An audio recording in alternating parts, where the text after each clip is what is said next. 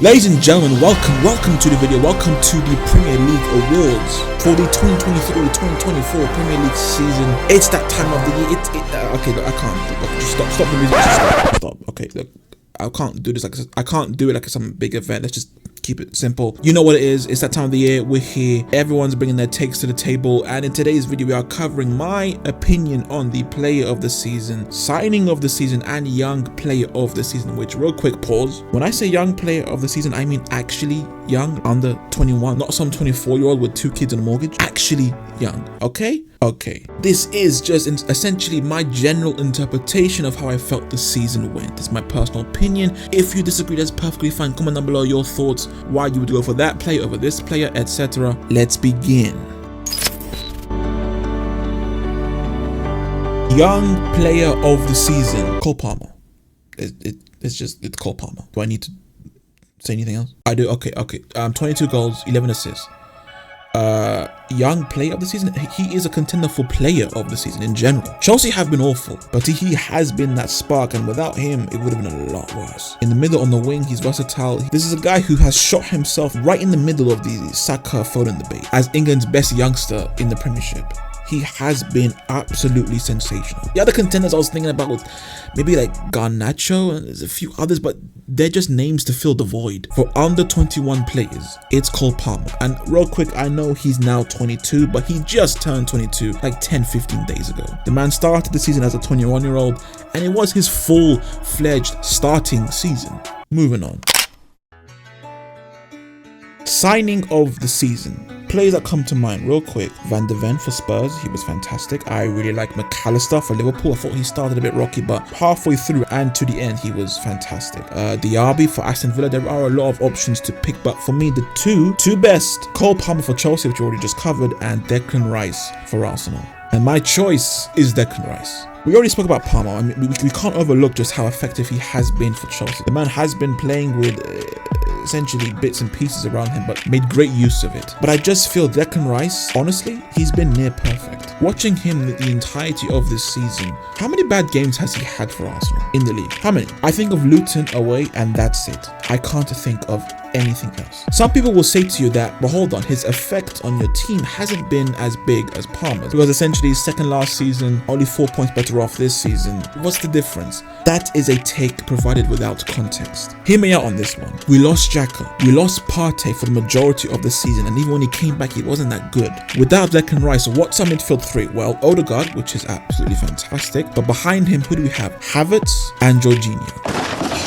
Ladies and gentlemen, that is an absolutely atrocious midfield three. Odegaard is fantastic, but the two behind him fighting for a title, my guy, we're not fighting for top 4 with that midfield three. The man saved us from mediocrity. We must add context, and he has in general been near perfect. Being, for me, the most important player to a team fighting for the title, that's gonna mean a whole lot. So he is my signing of the season, just over Cole Palmer. You can go either way, but for me, I heavily go on to Declan Rice.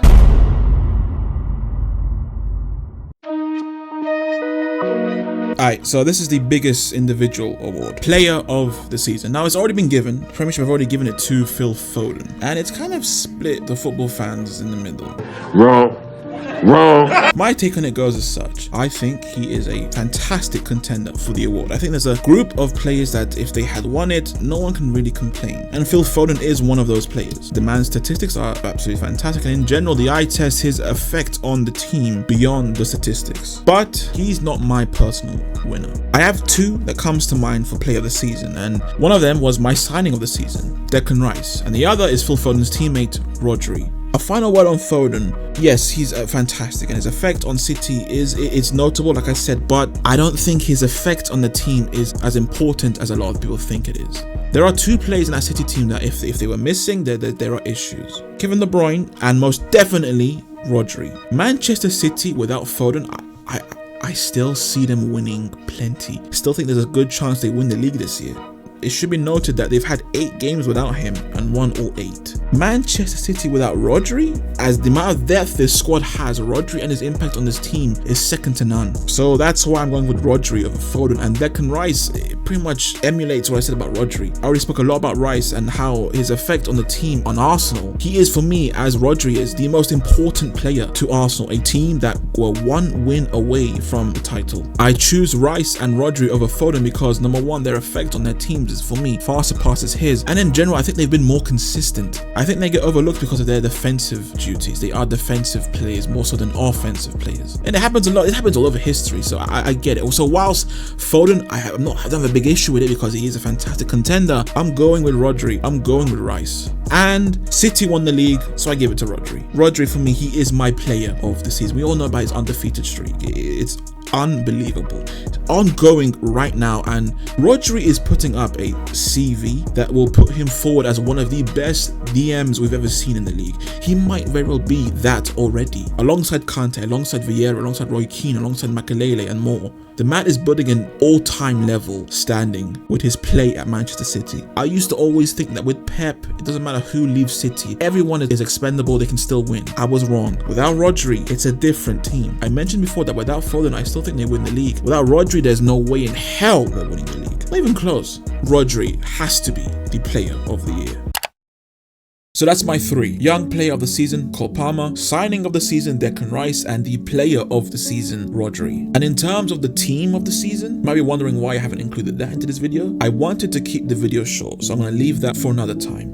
And I'm going to end the video right there. Thank you so much for watching. Comment down below your thoughts on my picks and who would you go for instead. Like if you enjoyed, subscribe for more. There is a link on your screen right now and also links to other videos on the channel. Have a great day, and as always, take care of yourselves.